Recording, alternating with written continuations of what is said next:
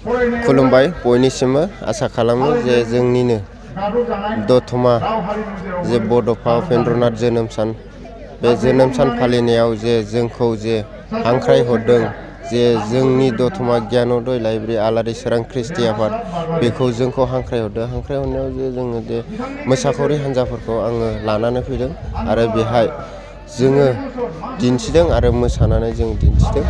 दा बेहाय जोङो गासिबो जे जोंनिनो आर्टिस्ट स्टुडेन्टफोरखौ लानानै जोङो बेहाय नुजाफैदों आरो जोंहा लोगोयै दं गियानोदय लाइब्रेरिनिनो सासे आफादगिरि रिबु ब्रह्म बिथाङाबो दंफैयो बेजोंनो दैदेनो आरो जों सानैजोंनो जे जोङो दैदेनलाङो आरो बे आलारि स्वrang ख्रिस्टि आफादखौ जोङो जे दतमा गियानोदय लाइब्रेरिनि सिङाव जोङो जोनोम होदों आरो जों बेजों लोगोसे जोङो दा दावगायगासिनो दङ आरो जों दिन्थिगासिनो दं। दा आङो आंनि बिबुंथिखौ एसेयावनो फोजोबनाय थाबाय। गोजोन्थों।